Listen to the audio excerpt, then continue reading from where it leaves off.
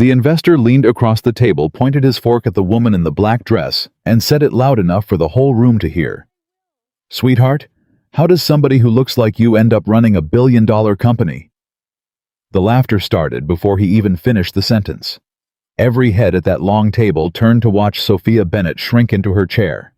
But one man at the far end set down his glass, stood up slow, and did something nobody in that room expected, and it wasn't what you think. Before we go on, tell me in the comments what city you're watching from tonight, so I can see how far this story has traveled. And if you still believe a person's worth was never their appearance, subscribe and stay with me to the very end. Ethan Walker almost didn't go. He stood in his bedroom at 6:30 with one arm in his good jacket and the other holding his phone to his ear, telling his best friend for the third time that he wasn't the kind of man who went to these things anymore. "Marcus, I'm 34 years old. I fold laundry on Friday nights. I'm not sitting at some fancy dinner table full of people who make more money in a week than I make in a year." "That's exactly why you're going," Marcus said. "You've been hiding in that apartment for 5 years. "I'm not hiding. I'm raising a daughter. Lily's asleep by 8. You can raise her and still eat one dinner with adults." Ethan looked at himself in the mirror over the dresser. The jacket was 3 years old. The shirt underneath it had a collar that had gone soft from too many washes.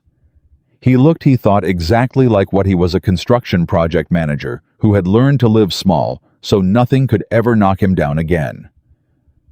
"It's a blind date," Marcus said, quieter now. "One dinner. If it's terrible, you leave. If it's not, maybe something good happens to you for once." Ethan didn't answer right away. Down the hall, he could hear Lily brushing her teeth, humming a song from a cartoon he'd heard 1,000 times. His mother was already on her way over to stay with her. "One dinner," Ethan finally said. "I'm polite, and then I come home. That's all I'm asking." He hung up. He stood there a moment longer. Then he pulled the jacket the rest of the way on and went to say goodnight to his daughter. Lily was already in bed, her wet hair fanned out on the pillow, a dinosaur book open across her chest. "You look nice, Daddy," she said. "Where are you going?" "To have dinner with some grown-ups." "Is it a date?" She drew the word out like it was the funniest thing she'd ever heard. "It's dinner." "Grandma said it's a date." "Grandma talks too much." He leaned down and kissed her forehead. Teeth brushed. "Yes. Both times or just once, and you're telling me twice." She grinned. That was answer enough.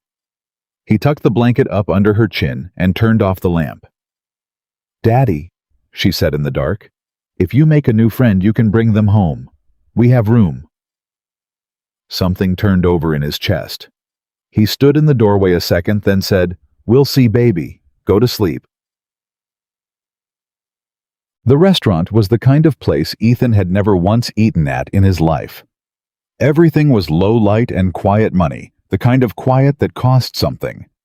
A man in a suit worth more than Ethan's car took his name at the door and led him to a private room in the back, where 12 people were already seated around one long table. He knew immediately he didn't belong.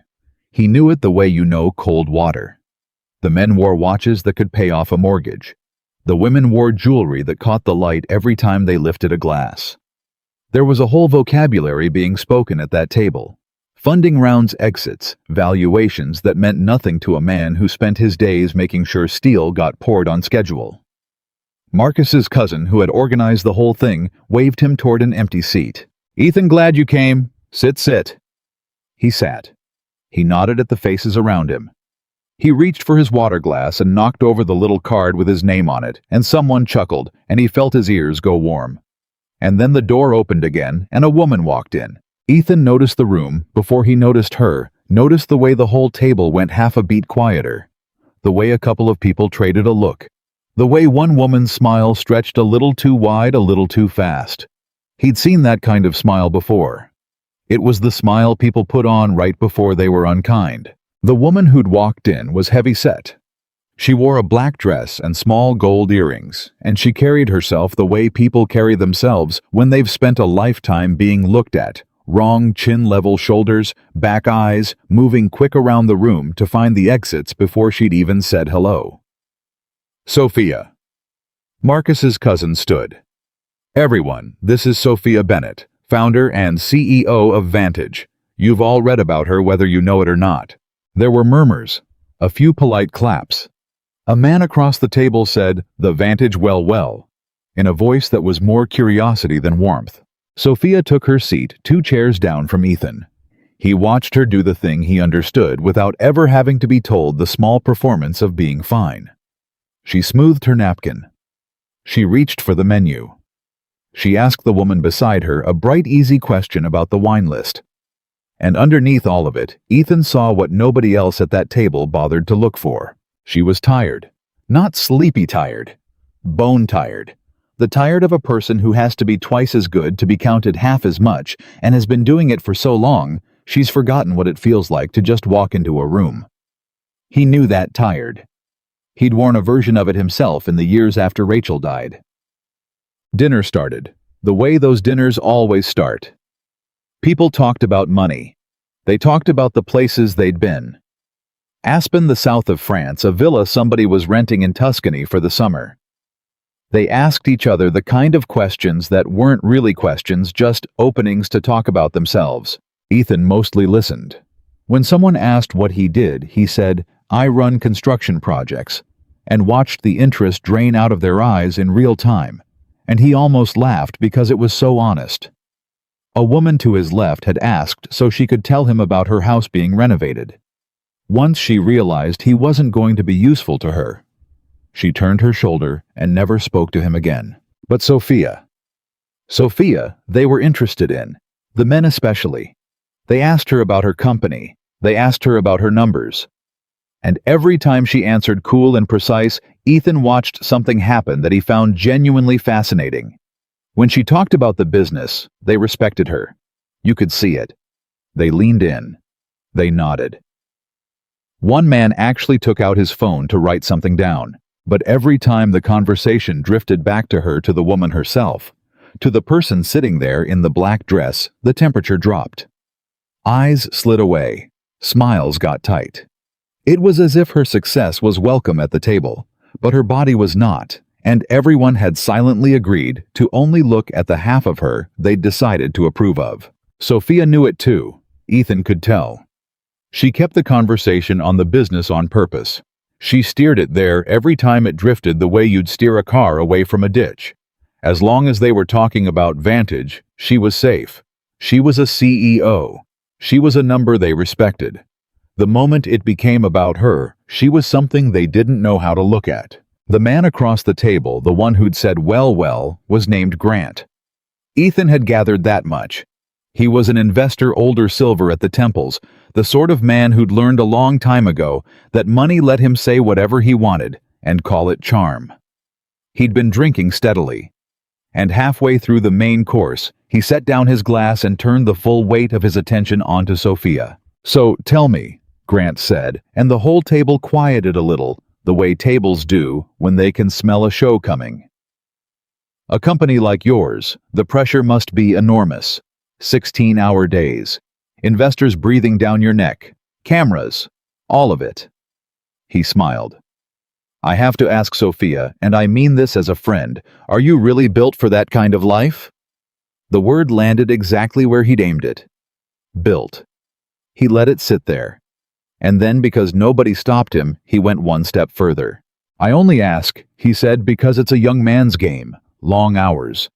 You have to be able to keep going physically. Some people just aren't well." He spread his hands and gave a little laugh, as though he'd said something reasonable, as though he were being generous by not saying more. The laughter came. Not from everyone, but from enough of them. That soft, cowardly laughter of people who don't want to be the one who mocks, but are happy to enjoy it once someone else has started. A woman covered her mouth. A man said, "Grant," in a tone that was more delighted than scolding, and Sophia. Sophia did the thing she'd clearly done 100 times. She smiled. She picked up her water. She started to say in a voice that had gone flat and careful, "Well, I've managed all right so far." She was going to let it go. She was going to absorb it the way she'd absorbed it her whole life and turn it into a graceful little joke at her own expense so everyone else could stay comfortable. That was when Ethan set down his glass. He didn't plan it. He'd told himself he'd be polite and go home. But there was a particular thing that happened in his chest when he watched a person get made small so that a room full of people could feel a little taller, and that thing had a will of its own. He stood up. It wasn't dramatic. He didn't raise his voice. He just stood slow, and the small movement of it turned every head at the table because nobody there had expected the quiet man in the 3-year-old jacket to do anything at all. "That's interesting," Ethan said. Grant looked up at him, still half smiling. "I'm sorry. I said that's interesting." Ethan's voice was even, almost friendly. "For the first hour of this dinner, every single person at this table wanted to know about her company. You wanted her numbers. You wanted to know how she did it. You took out your phone." He nodded toward the man who had, and the man's face went red. Nobody had a single question about whether she was built for anything. And then, right about the time you ran out of questions about what she's actually accomplished, that's when you started wondering out loud whether she belongs here. The room had gone very quiet. "So I'm curious," Ethan said. "Which is it? Is she good enough to build a company you'd all kill to have a piece of, or isn't she? Because you can't spend the salad course impressed and the dinner course pretending you're not." Grant's smile had frozen into something ugly. "I think you're taking a joke a little seriously, friend." "Maybe," Ethan said. But she wasn't laughing. And I found that's usually a good way to tell whether something was actually a joke. Nobody said anything. The silence stretched out long and awful, the kind of silence where everyone at a table suddenly finds their plate very interesting. Grant opened his mouth, then closed it. There was, it turned out, nothing to say. Because the thing about a bully is that they only work in a room that agrees to laugh, and Ethan had just stopped laughing out loud on purpose, where everyone could hear it. Ethan sat back down.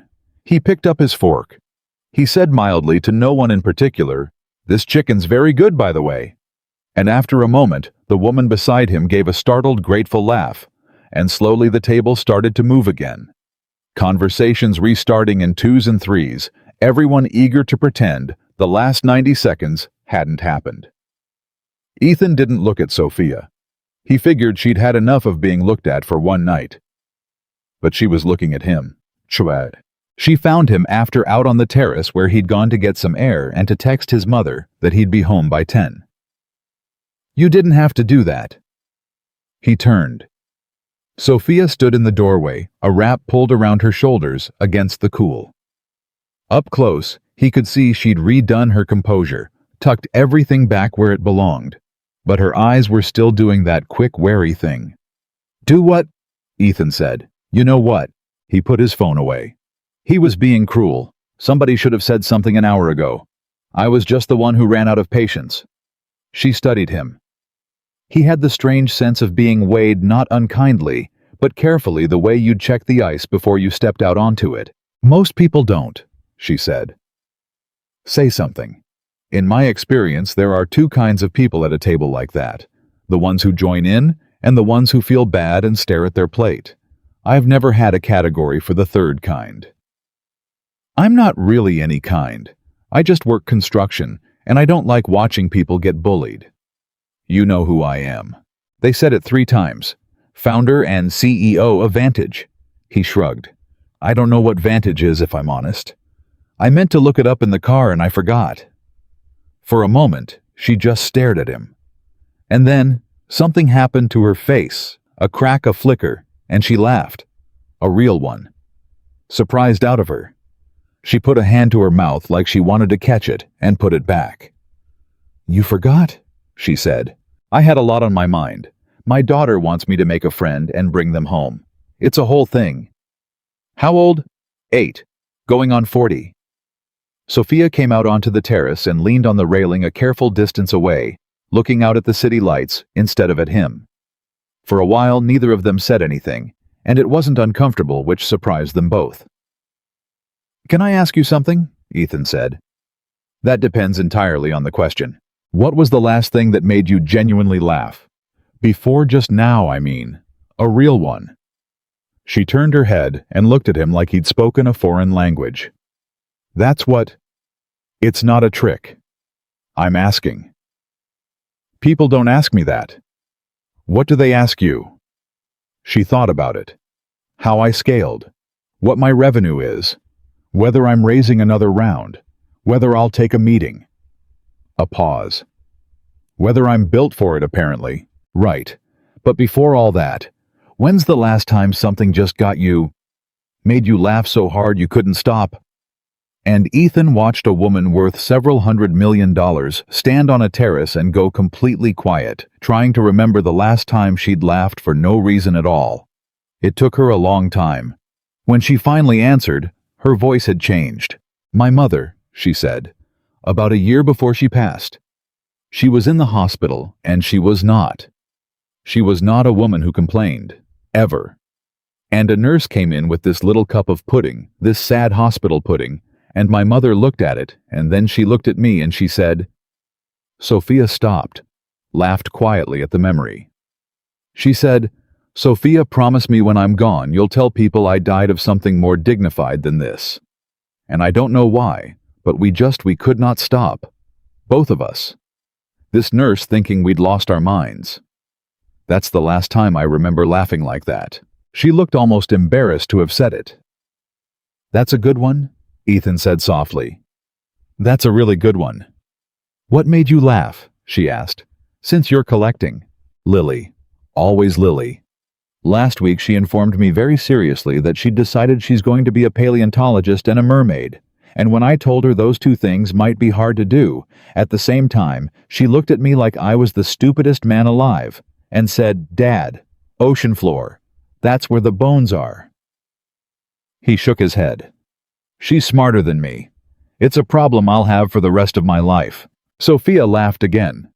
Twice now in 10 minutes, after admitting she couldn't remember the last time before that.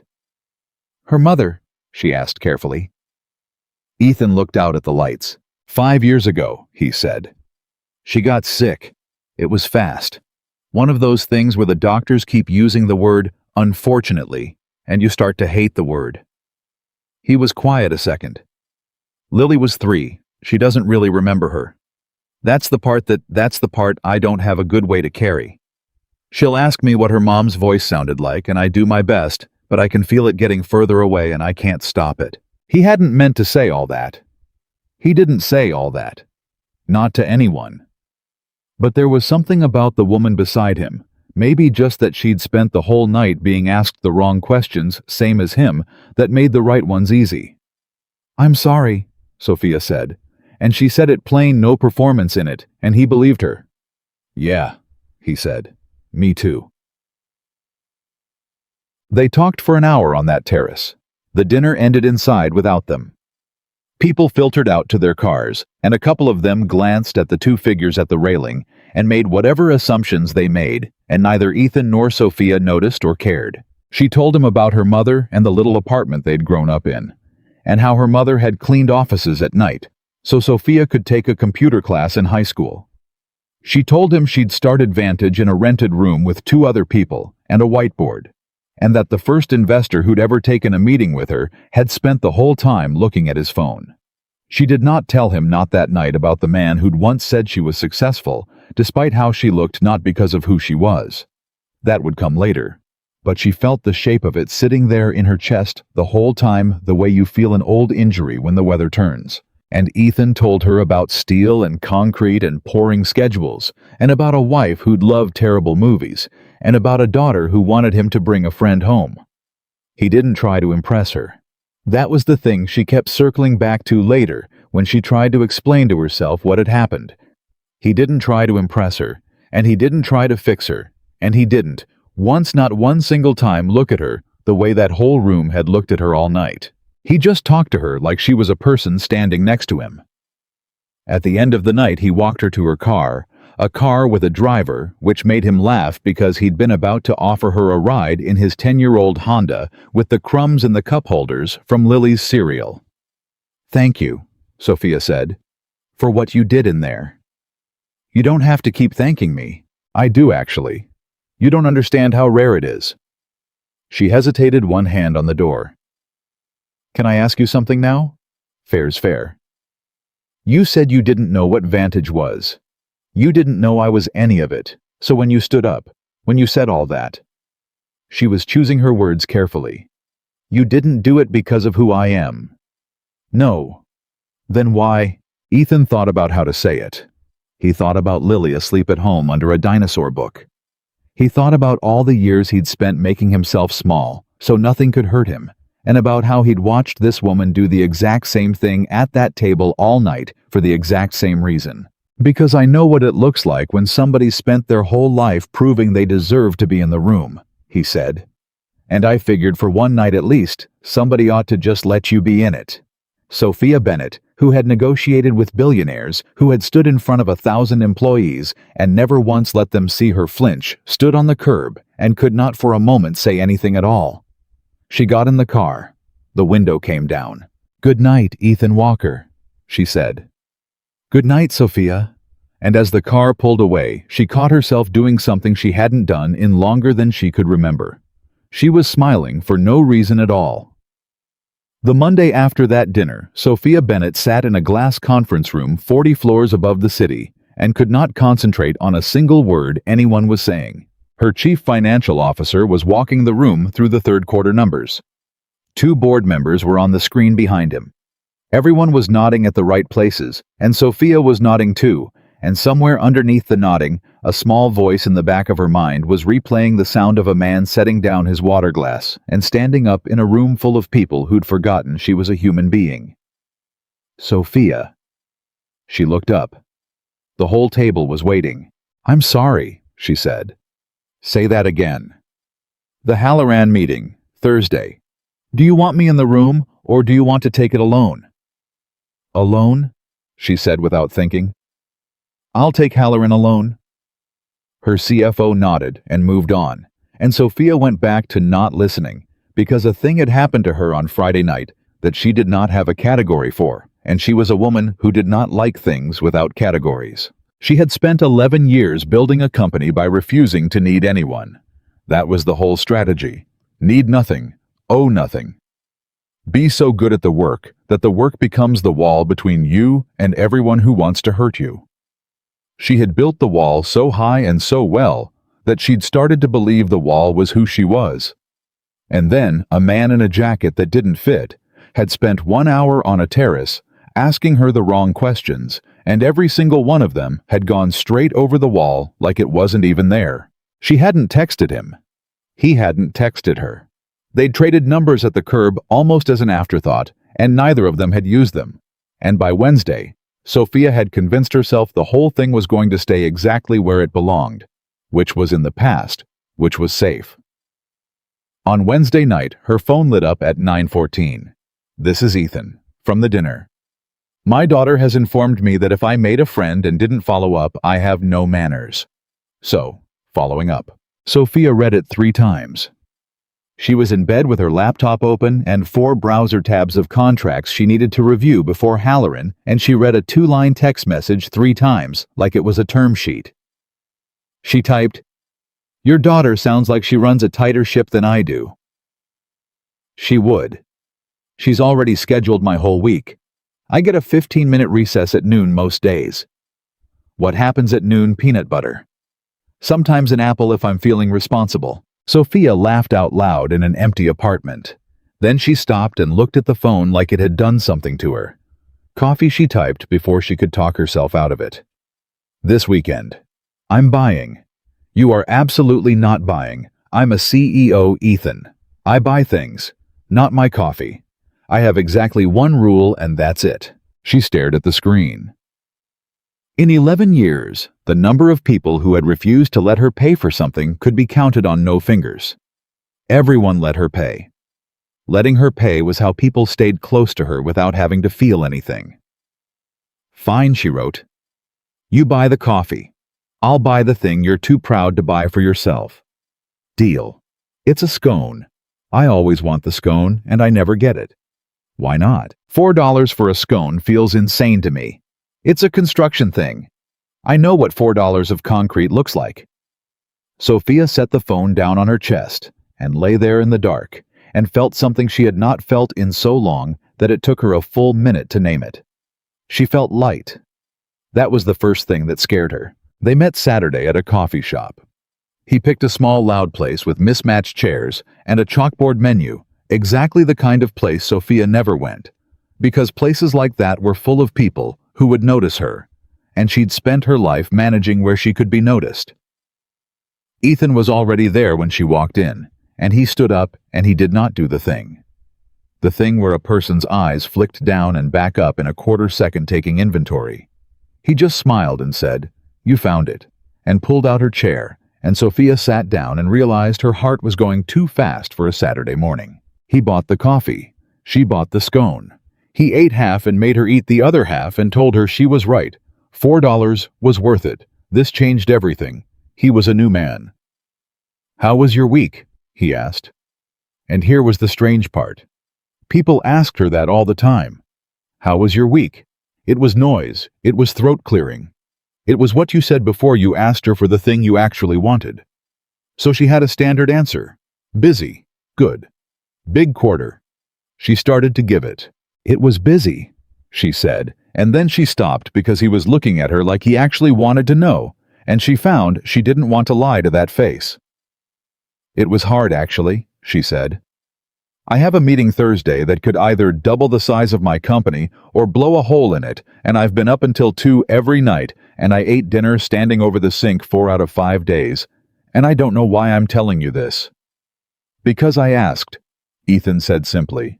"What's the meeting?" So she told him. She'd told a construction project manager about a distribution deal worth more money than he would see in 50 lifetimes, and she watched him listen. Actually listen. Following it, asking real questions, not the questions people asked to seem smart, but the questions of a man who ran job sites and understood that a deal is just a promise about who does what and when. "So this Halloran," Ethan said. "He's got the leverage. He knows you need the distribution more than he needs your product.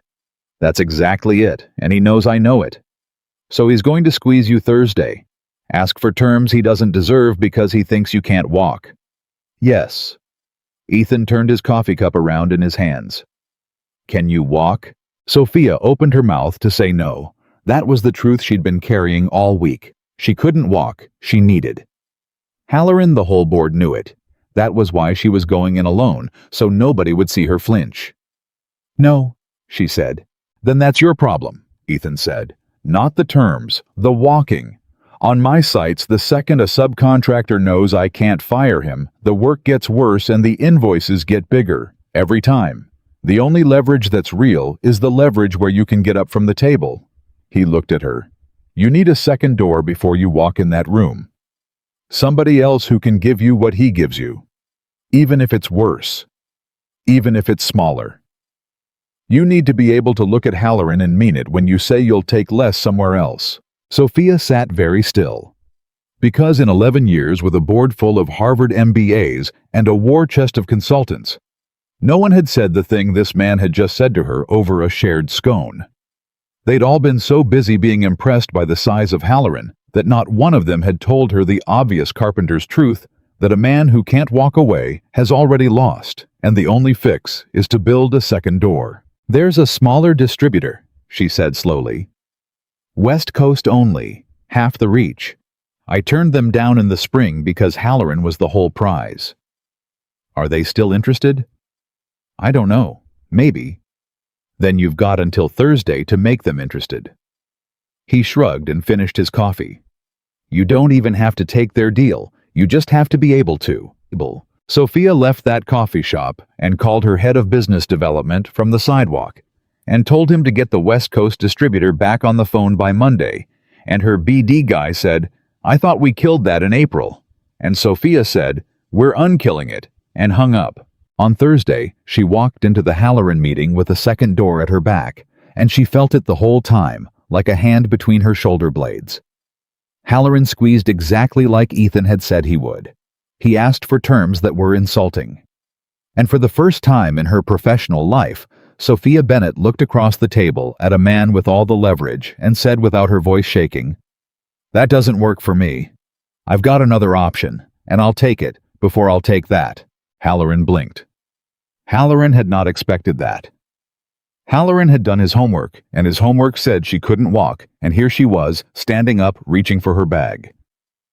He folded before she got to the door. She got terms better than she'd hoped to get on her best day. She called Ethan from the same sidewalk that night.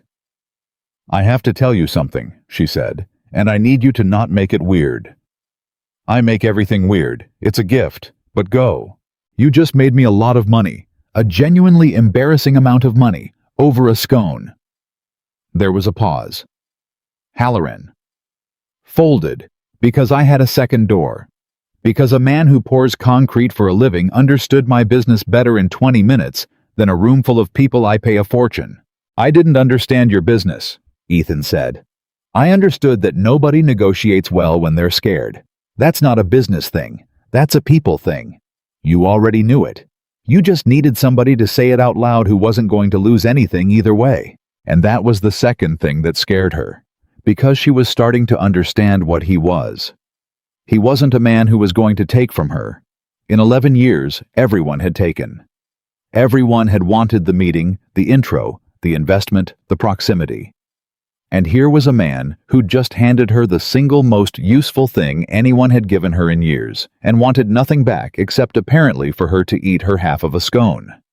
She did not know what to do with a person who only gave. So she did what she always did with things she didn't understand.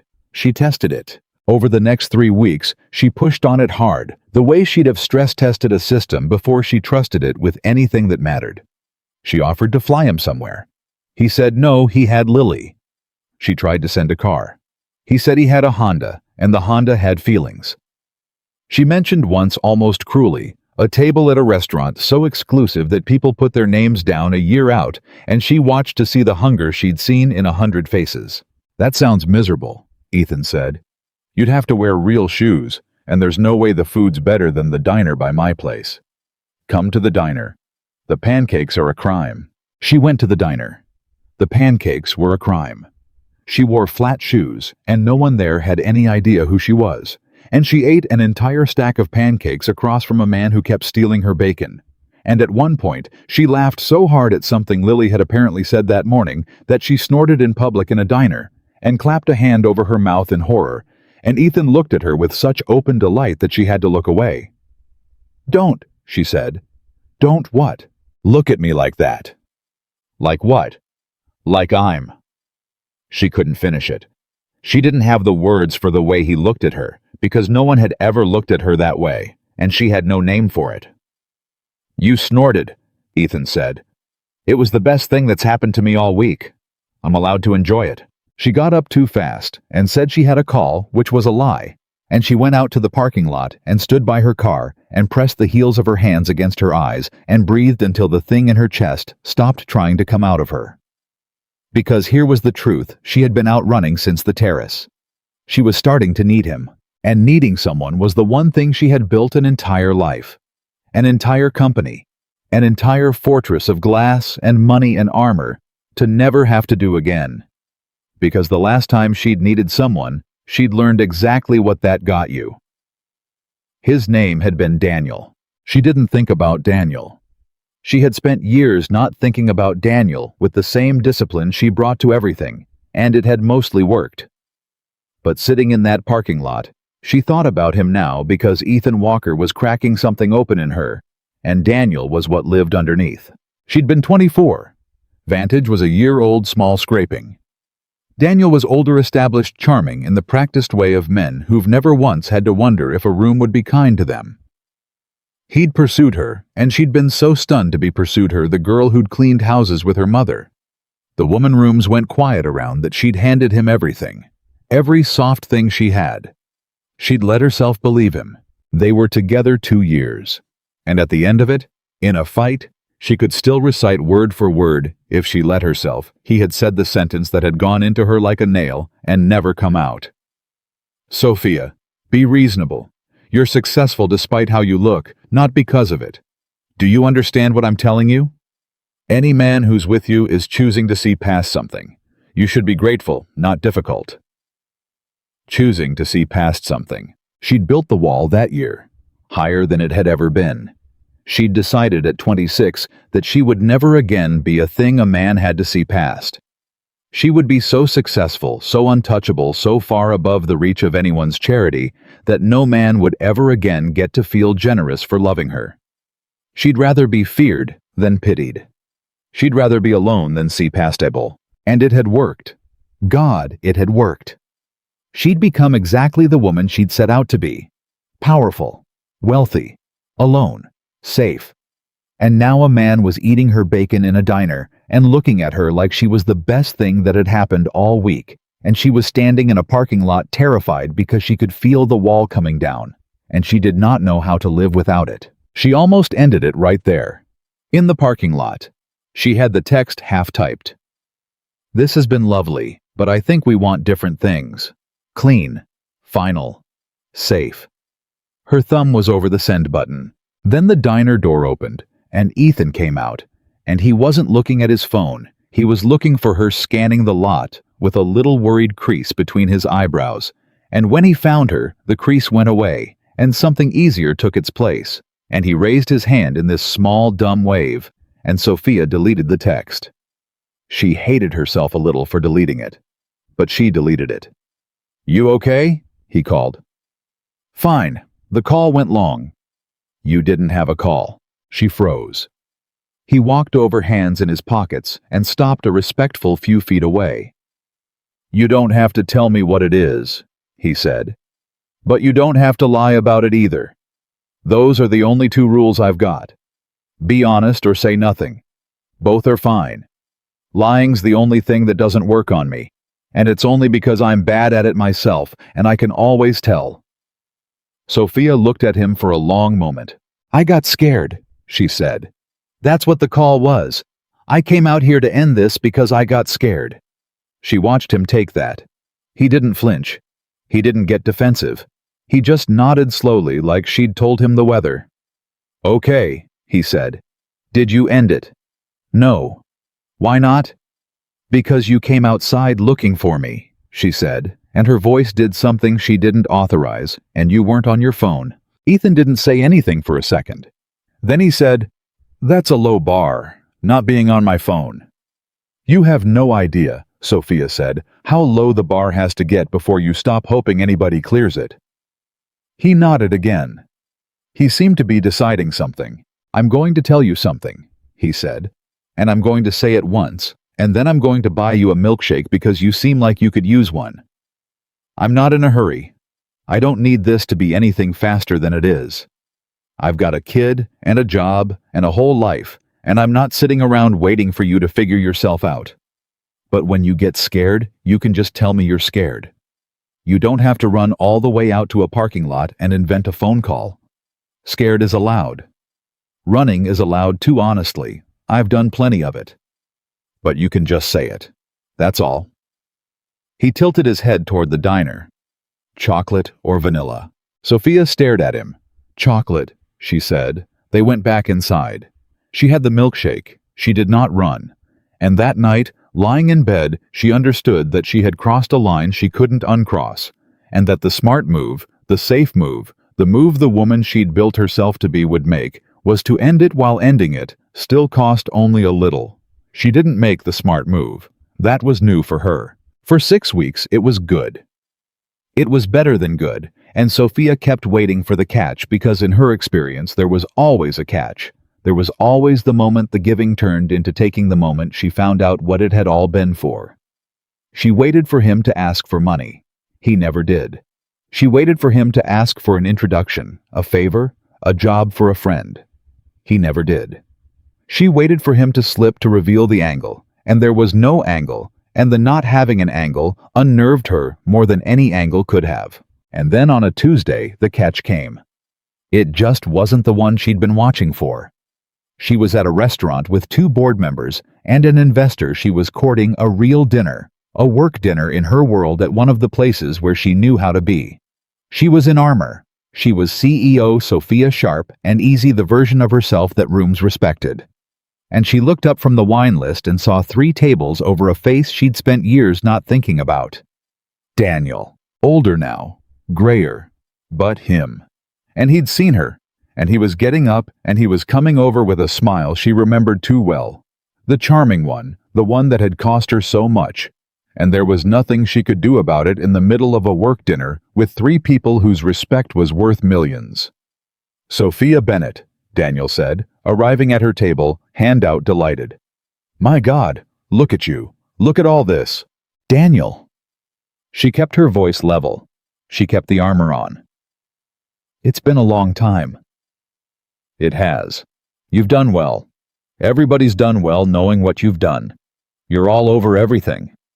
He turned to the table, working the room the way he always had. "You know I knew her when she was nobody little startup. 2 people and a dream. And look, just goes to show." He put a hand on her shoulder. She felt it like a burn. "I always told her she'd surprise everybody. You're successful despite how you look." The words were right there in the room with them. Sophia felt her chest getting tight. Her board members were smiling politely. The investor was watching her with mild interest to see how she handled it, and she understood with a sick lurch that she was being tested, that how she managed this small social thing was in the investor's eyes a data point about whether she could manage anything. "You always did have a lot of opinions about me," Sophia said, and it came out thinner than she wanted. "Only good ones," Daniel said, and squeezed her shoulder and laughed, and the table laughed with him, and Sophia sat there in her armor and felt like she was 24 again, and being told at a table full of people that she was a woman, men had to see past. And she did the thing she hated most. She smiled. She let it happen. She said something light and let him drift back to his table, because that was what you did, that was survival. And the investor's mild interest had cooled into something that looked horribly like a small downgrade in his estimation of her. She got through the rest of the dinner. She always got through. She said the right things and closed the investor and shook the hands and got in her car, and the second the door shut, she came apart in a way that would have shocked every person who thought they knew Sophia Bennett. She called Ethan without deciding to. "Hey," he answered warm, "how'd the—" And then he heard her breathing and everything in his voice changed. "Sophia, what happened? Where are you?" "I'm fine," she said, which was a lie, and he knew it was a lie because he'd told her he could always tell. "You're not. Where are you?" "In my car, outside the restaurant. I'm fine, I just—" And then she couldn't hold it, and she told him. All of it. Not the polished version. The real one. She told him about Daniel and the hand on her shoulder, and the despite that had been living in her chest for 8 years, and she told him what Daniel had said to her when she was 26, word for word, the sentence she had never said out loud to a single person in her life. "Any man who's with you is choosing to see past something." The line was quiet for a long moment after she finished. So quiet she thought maybe the call had dropped, and part of her hoped it had, because she'd just handed this man the exact shape of the thing that could destroy her, and she didn't know why she'd done it. "Sophia," Ethan said finally, and his voice was very low and very steady. "Are you home in 20 minutes? What, why? Are you going to be home in 20 minutes? Yes or no?" Yes. "Ethan, what are you?" "Text me the address," he said. "I already called my mom. She's on her way to sit with Lily. I'll be there in 20. "You don't have to." "I know I don't have to." She could hear him already moving keys a door. "I want to. There's a difference, and you should start learning it.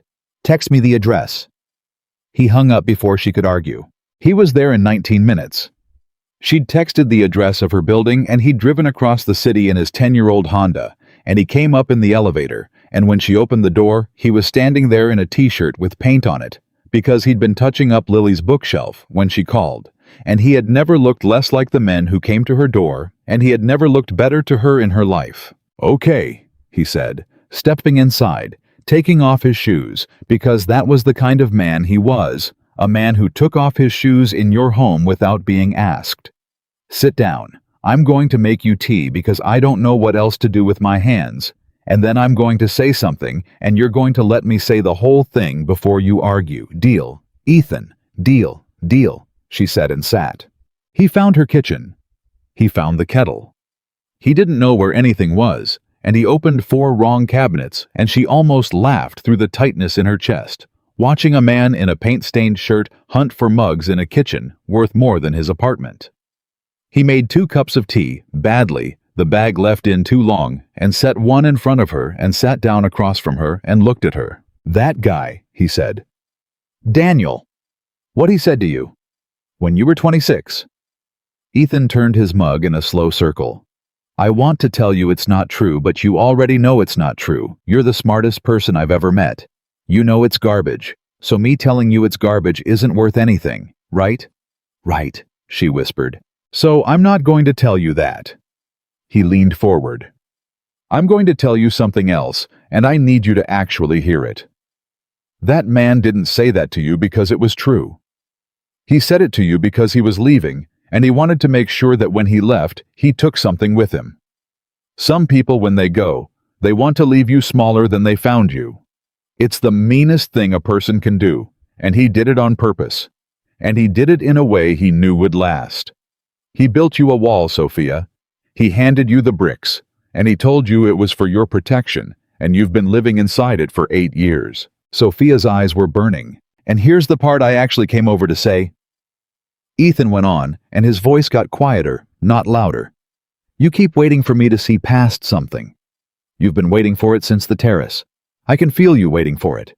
You keep testing me, offering me cars and dinners and flights, and I know what you're doing. You're waiting to find the guy who's only in it despite. And I need you to understand." He set the mug down. "There's no despite. I'm not seeing past you to something better underneath. You're not a thing I tolerate to get to the good part. You're the good part. The whole thing, all of it. I don't love you despite anything. I love you, period. And I'd say the rest of the sentence. But there is no rest of the sentence, that's the whole sentence." The room went silent. He hadn't meant to say love. She could see it on his face the instant it left his mouth. He hadn't planned it.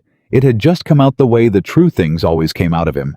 And now it was in the room, and neither of them could take it back. Sophia Bennett, who had negotiated with billionaires, who had never once let a room see her flinch, who had built a company and a fortune and a fortress out of never needing anyone, put her face in her hands at her own kitchen table and cried. Not the way she'd cried in the car, which was grief. This was something else. This was the sound a person makes when a wall they've lived inside for 8 years finally comes down and the light gets in, and it turns out the light doesn't hurt the way they'd spent 8 years being afraid it would. Ethan didn't move to fix it. He didn't reach across the table. He just sat with her in her kitchen, in his paint-stained shirt, and let her cry, because he understood the one thing no one else in her life had ever understood, that she didn't need to be rescued. She just needed for once to not be alone while she felt something. When she finally lifted her head, her makeup was gone, and her eyes were swollen, and she looked for the first time since he'd known her completely undefended. "You said love," she said. "I did. You didn't mean to." "I meant it," Ethan said. "I just didn't mean to say it tonight. Those aren't the same thing." She looked at him for a long moment. And then Sophia Bennett said something she had not said to another human being since she was 24 years old, since before the wall, since back when she'd still believed she was a person who got to have things. "I'm terrified of you," she said. "You know that Daniel could only take what I gave him. And I gave him some things, and it nearly killed me when he used them. But you—" Her voice broke. "I've given you everything. I don't even know when I did it. And if you turn out to be like the rest of them, if this is the long con, if you're just better at it—" She stopped. "You could end me. You're the only person alive who could actually end me. And you make bad tea, and you drive a Honda, and you won't let me buy you a scone." Ethan smiled very gently. "Yeah," he said. "I know. That's not comforting. I know that too." He reached across the table slow enough that she could pull away, and he didn't take her hand. He just set his own next to it, palm up, an offer, and not a demand. "But here's what I've got. I'm not going anywhere. Not because I'm noble. Because I've already lost the one thing I was most scared of losing 5 years ago, and I found out the hard way that hiding from it didn't spare me a single second of the pain when it came. So I'm done hiding. If it's going to hurt someday, it's going to hurt. And me keeping you at arm's length won't change that, It'll just mean I don't get the good part in the meantime.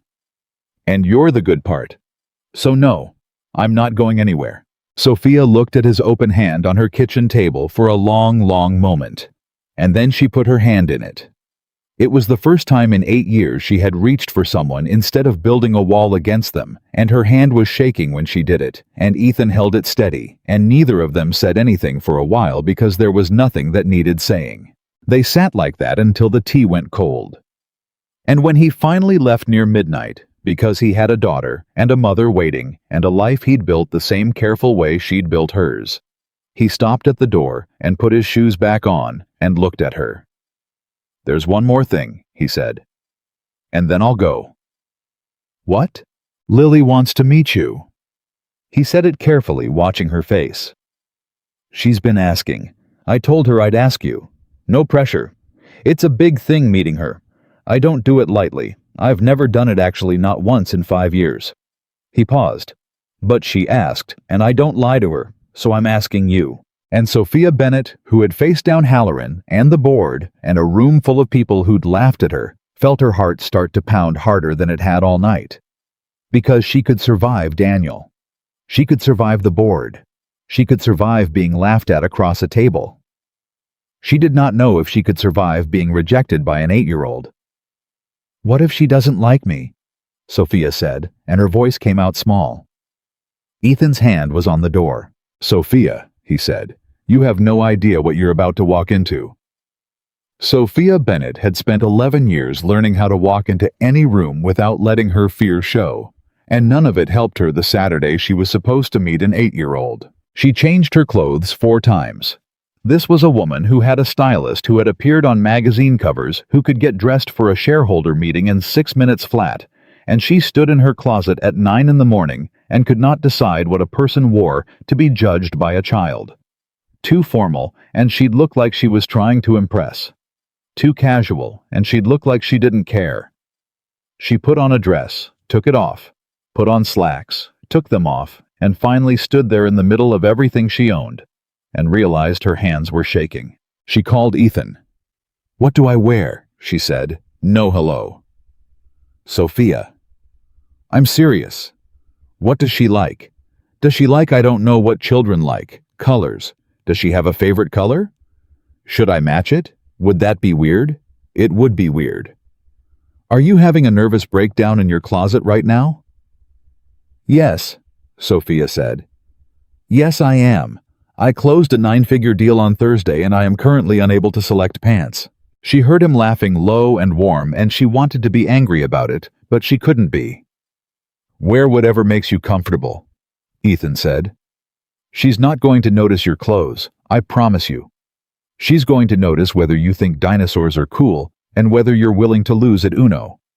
Those are the only 2 data points she cares about. I don't know the rules of Uno. Then you're going to lose fast, which she'll love." His voice softened. "Hey, breathe. She's a kid.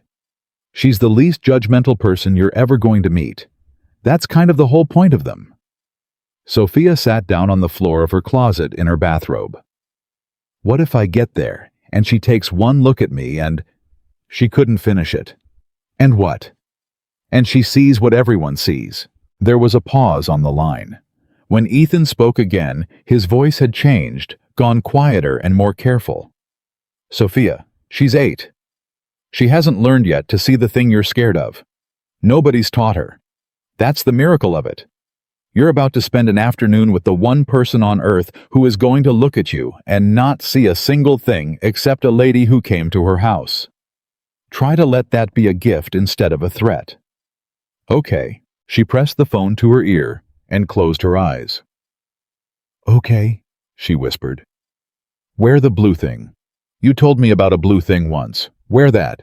Now get off the phone, you're going to make yourself late, and if you're late, she'll have opinions." She wore the blue thing. She stopped on the way and bought. She stood in a toy store for 25 minutes, a woman who ran a technology company paralyzed by the toy aisle, and she almost bought something huge and expensive because that was her instinct. That was how she'd learned to buy her way into rooms. And then she remembered Ethan, and the scone remembered that in his world, $4 meant something. and she understood that showing up with an enormous gift would be its own kind of insult. It would make her the CEO again. It would put the money in the room.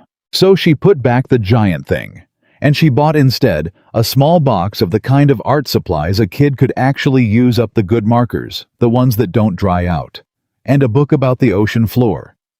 Because Ethan had told her once on a terrace that felt like a lifetime ago, that his daughter wanted to be a paleontologist and a mermaid, and that the bones were on the ocean floor. She stood at his door with a box of markers and a book about the deep sea, and her heart going like she was about to give the biggest pitch of her life. Then the door opened, and it wasn't Ethan. It was a small person with a gap in her teeth and one sock falling down, holding a plastic dinosaur, looking up at Sophia with the frank, total, unembarrassed attention that only children have. "Are you Sophia?" the small person said. Yes." Sophia's voice came out steadier than she felt. "You must be Lily." Lily looked at her for a long moment. Sophia felt every second of it. This was the review that mattered. She understood more than any boards, more than any investors. And she stood on the doorstep and waited to be judged by a girl in one falling down sock. "You're pretty," Lily announced. "You have nice hair. Dad said don't say anything about people's hair, but I think it's a compliment, so it's okay." She turned and yelled into the apartment, "Dad, she's here and she has nice hair," and then turned back and said, "Do you want to see my dinosaurs? I have 41. Some of them are historically inaccurate, but I keep them anyway because it's not their fault." And just like that. 8 years of dread. A full closet of rejected clothes, a lifetime of walls dissolved on a doorstep because a child in one sock had decided that a lady with nice hair was worth showing 41 dinosaurs to, and had not, would not, could not see a single thing that Sophia had spent her whole life being afraid people saw. Ethan appeared behind Lily, a dish towel over his shoulder, and the look on his face when he saw Sophia standing there holding a box of markers, she would keep that look for the rest of her life. "You made it," he said. "I made it," Sophia said, and her voice did something, and he saw it, and he understood, and he didn't say anything about it. He just stepped back and held the door. "Come see my dinosaurs," Lily said, and took Sophia's hand. Just took it, the way children do, with no fear at all, and pulled her inside. The afternoon undid her completely. Sophia had prepared for judgment and gotten none. She had prepared to perform and found there was nothing to perform for. Lily did not care that she was a CEO. Lily did not know what a CEO was, and when Sophia tried to explain it, Lily thought about it and said, "So you're the boss of a lot of people?" And Sophia said yes, essentially, and Lily said, "Do they have to do what you say?" And Sophia said mostly, and Lily said, "That sounds annoying for them," and went back to sorting her dinosaurs by whether they were meat eaters or plant eaters. And that was the end of Sophia's entire professional identity as far as the afternoon was concerned. She sat on the floor. In the blue thing. On the floor of a small apartment sorting plastic dinosaurs. And she learned that the historically inaccurate ones were kept in a separate box, so they don't feel bad. And she learned that Lily's favorite was a stegosaurus named Kevin. And she learned that if you got the categories wrong, Lily would correct you with the patient exasperation of a tiny professor. And at some point, Sophia looked up and caught Ethan watching them from the kitchen doorway with an expression she couldn't hold eye contact with, and she had to look back down at Kevin the Stegosaurus. They played Uno. Sophia lost fast exactly as predicted, and Lily was so delighted by beating a grown-up that she demanded a rematch. And Sophia lost that one two less on purpose than she'd have liked to admit, because it turned out she was genuinely bad at Uno. And Lily laughed so hard at a grown-up being bad at a kid's game that she got the hiccups, and Ethan had to get her water. And Sophia sat on the floor of that apartment and felt something she had not felt in so long she'd stopped believing it existed. She felt like she was home. That was the thing that scared her later. Not the fear that she wouldn't fit. The fear that she already did. They had dinner. Ethan made spaghetti badly, the same way he made tea badly, and it was the best meal Sophia had eaten in a year. Lily talked the entire time, a running commentary on school, and a girl named Priya, who was her best friend, and also sometimes her enemy, and a teacher who was unfair about glue, and Sophia listened to all of it, like it was the most important briefing she'd ever received, asking follow-up questions, taking the glue, injustice seriously, and Ethan watched her do it and had to keep clearing his throat. After dinner, Lily got tired, the sudden way kids get tired, and she climbed into Sophia's lap without asking, the way she'd taken her hand at the door without asking, and fell half asleep against her while Ethan cleared the plates, and Sophia sat frozen with a warm, heavy child breathing against her chest, and did not dare move, did not dare breathe in case it broke. "You can move," Ethan said quietly from the kitchen. "She's out. You won't wake her. She sleeps like the dead." "I don't want to move," Sophia said. Ethan stopped what he was doing. "Okay," he said softly. "Then don't." He carried Lily to bed later, and Sophia stood in the doorway of a small pink bedroom and watched a man tuck his daughter in, and she watched Lily surface just enough to mumble something, and she watched Ethan lean down to hear it, and she watched his face do something complicated, and when he came back out to the hall, his eyes were wet. "What did she say?" Sophia asked. Ethan looked at her for a moment, like he wasn't sure he should tell her. "She asked if you were going to come back," he said. "And I said I hoped so. And she said—" His voice caught. He steadied it. "She said, good. She smells like flowers, and she's bad at Uno, and I want to keep her." Sophia put her hand over her mouth.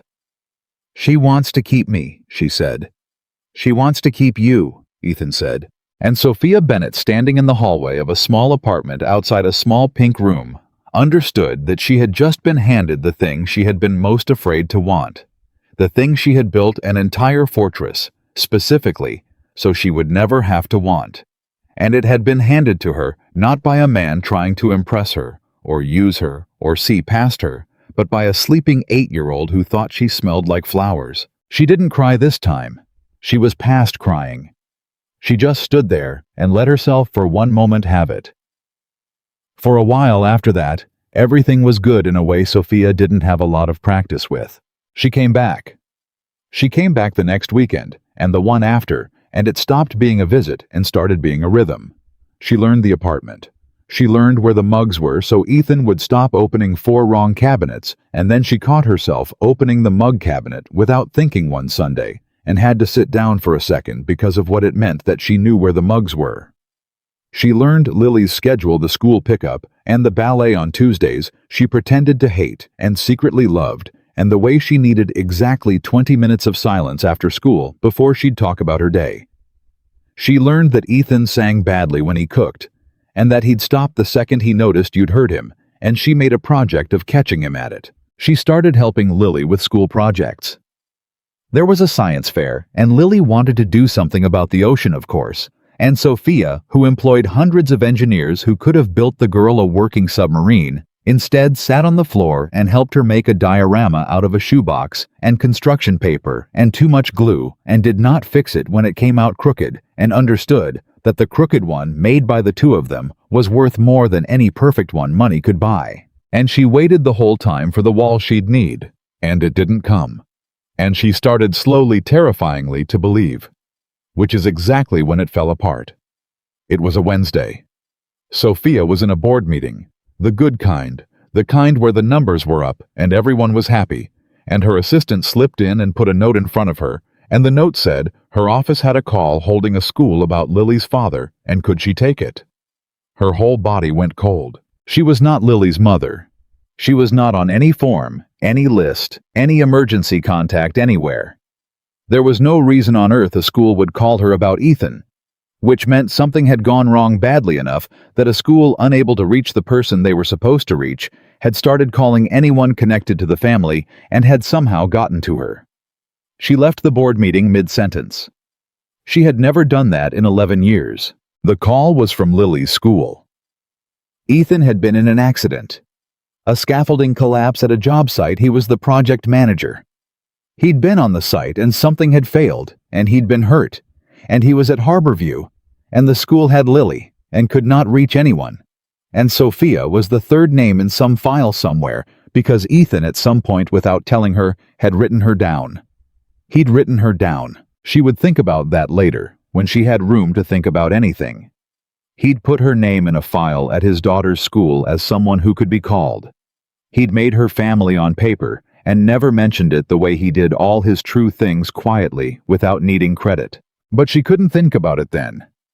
Because a woman on the phone was telling her that an 8-year-old was sitting in a school office, scared and confused and asking for her dad. And there was no one to get her.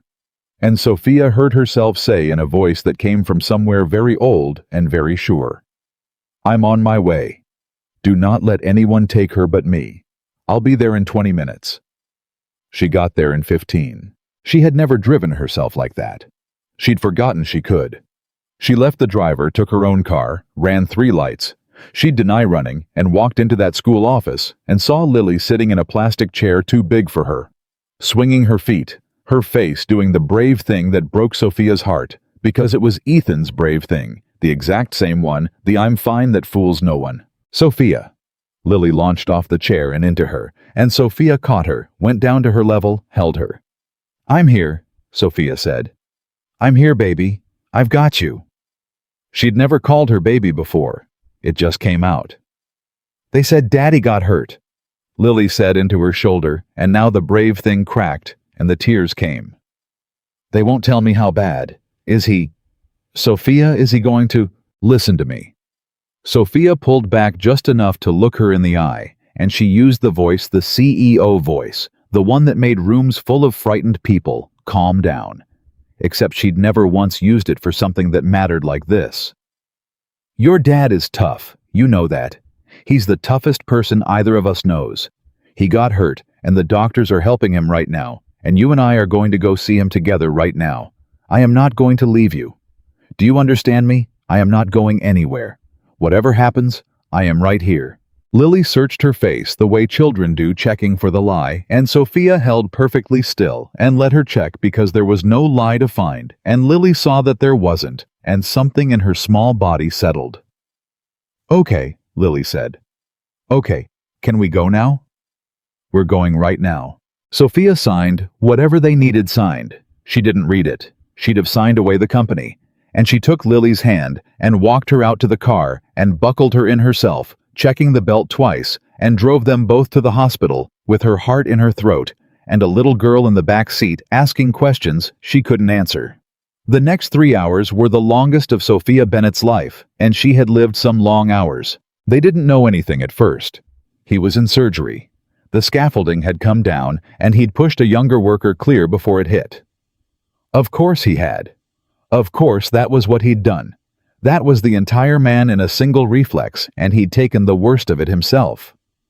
Broken bones. Internal bleeding. They were operating. That was all anyone would tell her, and she wasn't family, technically. She wasn't anything technically, and she had to stand at a desk and explain who she was, to a woman who kept asking her relationship to the patient, and Sophia, who could describe her relationship to a company in one word, stood there and could not find a word for what Ethan was to her. She started. Lily's hand tightened in hers. "She's my dad's family," Lily sat up at the desk, fierce, her chin doing the exact thing Ethan's did. "She's ours. Let her stay." The woman at the desk looked at the two of them, the exhausted woman in the blue dress, and the little girl holding her hand like a life raft, and something in her face softened and she let it go. They sat in the waiting room. Sophia called Ethan's mother, who was 2 hours away and already driving. She called Marcus, who arrived pale and shaking, and kept saying he'd told Ethan 100 times that site was cutting corners. She sat with Lily's head in her lap and stroked her hair, and answered the unanswerable questions in a low voice over and over. "I don't know. But the doctors are the best. There are. I don't know. But he's strong. I don't know, baby. But I'm here." Until finally Lily wore herself out and slept, and Sophia sat alone with a sleeping child in her lap and stared at a set of double doors and made every bargain a person makes with a God they're not sure they believe in. She thought about the terrace. She thought about a man standing up in a room full of people to defend a stranger. She thought about a scone and a second door and a handset palm up on a kitchen table. She thought, I never told him. I let him say it, and I never said it back. He said love in my kitchen, and I put my hand in his, and I never once said the word out loud, because I was still even then, even after all of it, protecting myself. And she made herself a promise in that waiting room, with his daughter asleep in her lap. If he came through those doors, if he was okay. She was done protecting herself. She was done with the wall. She was going to say the word, and she was going to keep saying it for as long as she got to. At 9:40 that night, a surgeon came through the double doors, still in scrubs, and said the name Walker, and Sophia woke Lily gently and stood up with her legs gone weak, and the surgeon looked at the two of them and said the only word that mattered. He's stable. Sophia's knees actually buckled. She caught herself on a chair. Lily let out a sound that was half sob and half cheer, and the surgeon crouched down and told Lily kindly in small words that her dad had been very brave and very lucky and was going to need a lot of rest, but was going to be okay. And Lily flung her arms around a total stranger in scrubs, and the surgeon laughed and hugged her back, and Sophia stood there with both hands over her mouth and cried for the fourth or fifth time in a story about a woman who never cried. They let her in to see him briefly because Lily wouldn't be calmed any other way, and because the desk woman had apparently decided family was family. He was gray and bandaged and hooked to a dozen things, and more asleep than awake. And when they came in, his eyes cracked open and found them, and found Lily, first always, Lily first, and something eased in his ravaged face. "Hey, Bug," he rasped. "Daddy?" Lily was crying and laughing. "You pushed a scaffolding off a guy. That's so cool. That's so dumb. Don't ever do it again." "Deal," he whispered. His eyes moved to Sophia standing behind Lily, wrecked undone, every wall she'd ever built lying in pieces on the floor of that hospital. "You came," he said. "Of course I came." Her voice broke on it. "You put me in a file, at her school. You put my name down and you never told me."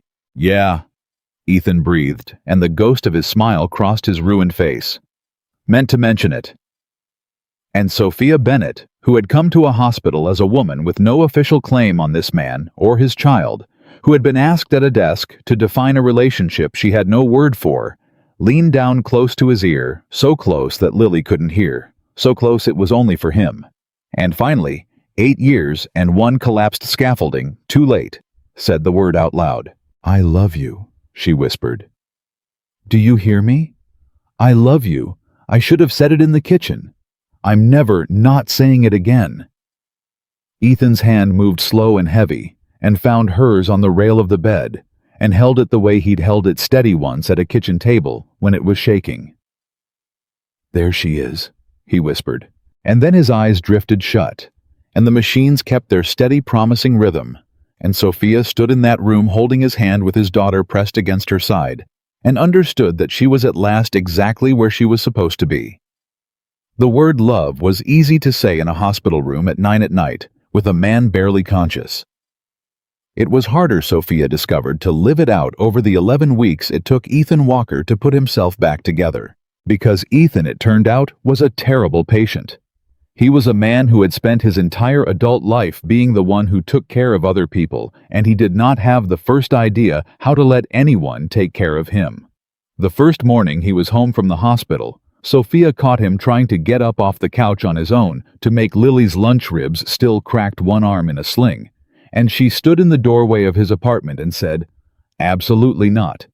And he said, "She needs lunch." And Sophia said, "I made her lunch an hour ago. Sit down before I put you back in the hospital myself." He sat down. He hated sitting down. "I can do it," he kept saying all week. "I can do it." "I know you can," Sophia said on the third day, sitting on the coffee table in front of him, so he'd have to look at her. "That's not the question. The question is why you think you have to. You've spent 5 years doing everything alone. You put a younger man's life ahead of your own without thinking about it for half a second. And now, you can't let me pour you a glass of water without acting like it's charity." She took his good hand. "You told me there's no despite. Remember in my kitchen, you told me I wasn't a thing you tolerated. Well, this goes both ways, Ethan. You don't get to be lovable only when you're strong. I don't love you despite the fact that you need help right now. I just love you. Let me." Ethan looked at her for a long moment. His jaw worked. "That's a dirty trick," he said, "using my own words on me. I learned from the best. He runs construction, very stubborn man. And something broke open in him. Then some knot he'd been holding, since he was a boy probably, and he let her help. It was one of the hardest things she ever watched him do, harder than the physical therapy, harder than the pain, letting himself be taken care of. But he did it. Because she asked him to. Because she was right. So Sophia Bennett, CEO of Vantage, did something that would have stopped the hearts of everyone on her board if they'd known. She restructured her entire life around a construction manager's recovery. She moved meetings to mornings so she could do school pickup. She learned to make 3 dinners that weren't spaghetti. She learned the physical therapy exercises so she could count reps and catch him cheating, which he did constantly because he wanted to heal faster than his body would allow. She learned that Lily needed help with fractions and was terrible at them and got frustrated to the point of tears, and Sophia, who could model a company's finances 5 years out, sat at a kitchen table and figured out how to explain a half to an 8-year-old using an actual apple. And when Lily finally got it, when the light went on behind her eyes, Sophia felt a rush of pride bigger than any deal she'd ever closed. She was without ever having decided to be without any paperwork or vow or ceremony running a family. And she found to her own bewilderment that she was happy. That was the part that kept catching her off guard. She'd wake up on the pullout she'd started sleeping on so she could be there in the mornings. Her back aching, her hair a disaster, a company running without her full attention for the first time in 11 years, and she'd be happy. Ferociously, terrifyingly happy. She'd walk into her own gleaming office and feel like she was visiting someone else's life, and then she'd walk back into that small, crowded apartment that smelled like burnt toast and washable markers, and feel like she'd come home. Her assistant noticed first. "You seem different," she said one morning cautiously. "Different how?" "You laugh now," the assistant said, and then looked terrified she'd overstepped. "Sorry, it's just you didn't used to." Sophia thought about that all day. But happiness for Sophia had always come with a price tag, and she kept waiting to be handed the bill. She'd learned that a long time ago. Every good thing in her life had eventually cost her something, and she couldn't shake the feeling, even in the middle of all that unexpected joy, that she was living on borrowed time, that the collapse was coming, that she didn't get to just keep this. The collapse came from a direction she didn't expect. It came from her own company. 6 weeks after the accident, Sophia was called into a meeting she hadn't scheduled. That was the first sign. In 11 years, she had scheduled every meeting that mattered. But her chief operating officer and 2 of her longest-serving board members asked for her time formally through her assistant, and something in the formality of it made the back of her neck prickle. They sat her down in her own conference room, and her COO, a man she'd hired 8 years ago, a man she trusted, a man whose kid's name she knew, folded his hands on the table and said the company was concerned. Concerned about what? Sophia said, though she already knew. About your focus, he said carefully. Sophia, you're not present the way you were. You leave at 3. You've missed the last 2 investor dinners. There's a distribution renegotiation happening right now that 6 months ago you'd have run yourself, and you handed it to Reyes. And Reyes is good, but he's not you, and everyone in that room knew it, and the client knew it. He paused. People are talking. On the board. About whether you're still all the way in. Sophia felt the old cold come up her spine. The cold she'd built the whole wall to keep out. Say what you actually mean, she said. The COO glanced at the 2 board members. One of them, an older woman named Diane, who'd been with Sophia since the second funding round, leaned forward. There's been a suggestion, Diane said gently, that we bring in a chief operating officer with a stronger public profile, to handle the external side, the dinners, the press, the relationships, so that you can focus on the parts of the business that need you most. It would take some pressure off, given the changes in your personal life. And there it was. There, Sophia had spent 11 years being the woman who walked into rooms where people had already decided things about her before she spoke, and she recognized the feeling instantly, the way you recognize a smell from childhood. They were managing her. They were with great care and concern, and a lot of soft words telling her she was a liability. That the company she had built from a rented room with a whiteboard had decided she was too distracted, too soft, now too much a woman with a family and not enough a machine. And the cruelest part, the part that took her breath away, was that a version of her would have agreed with them. 8 weeks ago, she'd have agreed with them. 8 weeks ago, she'd have said, a CEO who leaves at 3 and hands off a renegotiation doesn't deserve the chair. 8 weeks ago, she'd built her whole identity on being the machine, on being untouchable specifically because she needed nothing and no one. And now the machine was showing cracks, and the people she'd trusted most were gathering to point at them. She could have fought it right there. She had the votes probably. She'd founded the company. She held enough. She could have fired the COO on the spot and dared the board to challenge her. The old Sophia would have. The old Sophia would have gone to war and won and been more alone than ever after. Instead, she sat very still and asked herself a question she had never once asked in 11 years. What do I actually want? Not what would prove them wrong, not what would win. What did she want? I need to think about this, Sophia said, standing. I'll have an answer for you Friday. She drove to Ethan's apartment. She let herself in with the key he'd given her. He'd given her a key weeks ago, casually, the way he did. Everything just pressed it into her hand and said, "So you stop knocking." And she found him at the kitchen table, out of the sling, now working through his physical therapy grip exercises with a little rubber ball, and she sat down across from him and put her head in her hands. "They think I've gone soft," she said. "The board. They want to bring in someone to take over the public side. They're managing me out of my own company's front-facing life, because I leave at 3 to pick up your daughter." Ethan set down the rubber ball. "Okay," he said. "First, she's not just my daughter anymore, and you know it, so don't do that thing where you make yourself a visitor in your own life." He said it plainly, and it landed hard because it was true, and she'd done exactly that on purpose to keep some distance from how much it would hurt to lose. "Second, what do you want to do?" "That's the problem," Sophia said. "I don't know.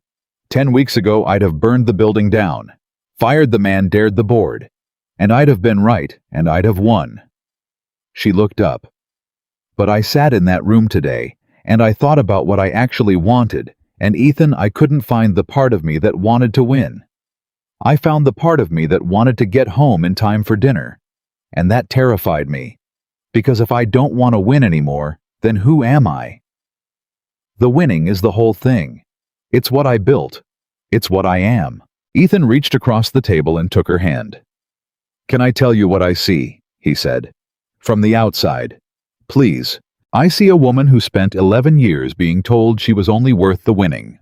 First by a guy named Daniel who wanted to leave you small, and now by a boardroom full of people who fell in love with the machine and got scared when the human being showed up." His thumb moved over her knuckles. "They're not wrong that you changed. You did change, but they've got it exactly backwards about what the change means. You didn't get weaker, Sophia. You got whole. And a whole person scares people who only ever wanted the piece of you that was useful to them." Sophia's eyes filled. "But what do I do?" she whispered.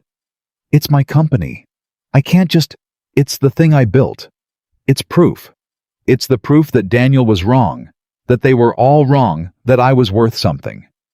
If I let them take the front of it, if I step back, then you'd be doing it for the wrong reason," Ethan said. "But hear me. There's a difference between them taking it and you giving it. If you fight them Friday and win and hold on to every single piece of it with both hands until your knuckles bleed, who's that for? Is it for you? Or is it for a 26-year-old who got told she was despite and never got to stop proving him wrong?" The question went into her like the nail Daniel had left, except this one didn't wound. This one opened. She sat in that kitchen for a long time. "I don't want to leave my company," she finally said. "That part's real. I love it. I built it. It's not just proof, it's mine. It matters, the work matters. Then don't leave it. But I don't want to be the machine anymore either. I don't want to do the dinners 4 nights a week and miss every fraction lesson for the next 10 years. I don't want to win the fight and lose the... She stopped. I don't want to win the fight and lose this. So don't do either of the things they're offering you, Ethan said. They gave you 2 doors. Sophia, fight for the whole thing or hand off the whole front. But you taught me something. Remember, you told me the guy with only 2 options has already lost. The only real leverage is a 3rd door. He almost smiled. You need a 2nd door. Build one. And Sophia Bennett looked at the man across the table, who had once again handed her the exact key she needed and made it sound like she'd cut it herself, and she started slowly to see the shape of it. She went into the board meeting Friday with a 3rd door. She did not fight. She did not surrender. She walked into that conference room, sat down at the head of the table she'd sat at for 11 years, and told them she'd thought hard about their concerns, and she agreed with some of them and rejected others, and here was what was going to happen. She was not stepping back from the company. She was reorganizing it. She was promoting Reyes, who was good, whom they'd all underestimated, into a president role that would carry the day-to-day external load, the dinners and the press and the endless relationship maintenance. Not because she'd gone soft, but because a company that could only function with its founder in every single room was a badly built company, and she'd been too proud to admit it for years. She was going to focus her own time on product and strategy and the long-range vision, the parts only she could do, the parts that had made the company what it was in the first place. And she was going to do it on a schedule that let her have a life, because a founder who burned herself to ash by 50 was no use to anyone, and she'd watched too many good ones do exactly that. And one more thing, Sophia said, and she looked directly at the board member who'd first floated the idea of managing her out. If anyone in this room thinks the changes in my personal life have made me worse at this job, I'd invite you to look at the last quarter, which I closed while leaving at 3 most days. The numbers are up. They're up because a person who has something to go home to makes better decisions than a person who has nothing but the office. I spent 11 years being the second kind of person. I'm not going back. And if that costs me the confidence of anyone at this table, then that person can sell their shares, and I'll buy them at a fair price, and we'll part as friends. The room was silent.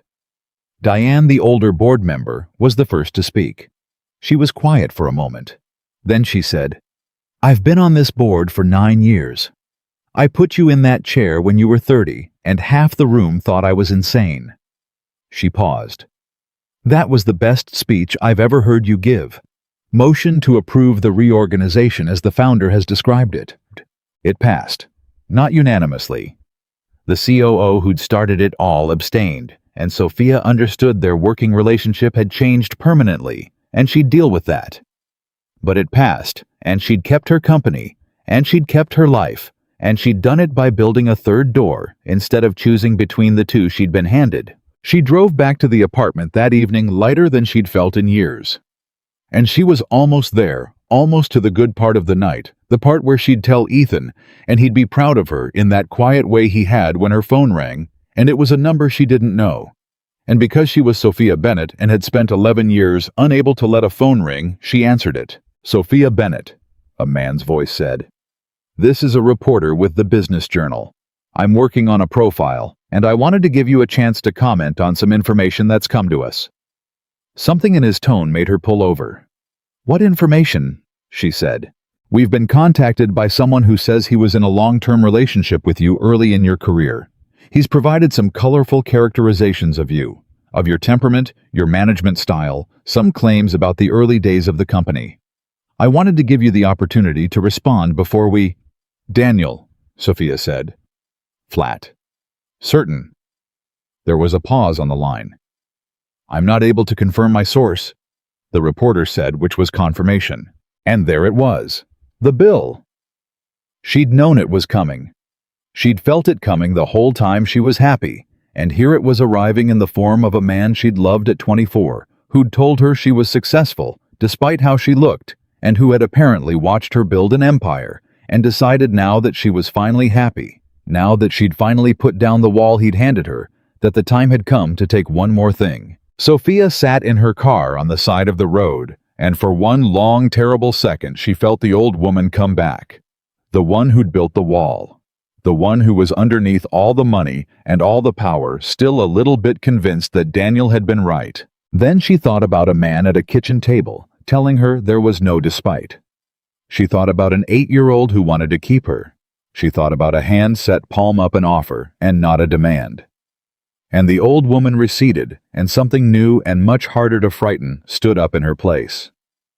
"Put me on the record," Sophia said to the reporter, and her voice did not shake at all. "Are you writing this down? Good. Here's my comment."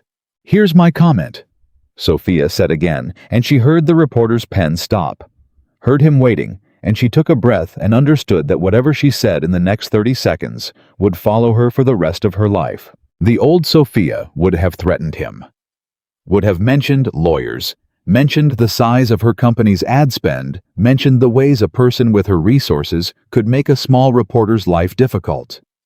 That Sophia knew how to fight, and she'd have won, and she'd have hated herself a little for it. But that Sophia was gone. She'd left her in a hospital waiting room 10 weeks ago and never gone back for her.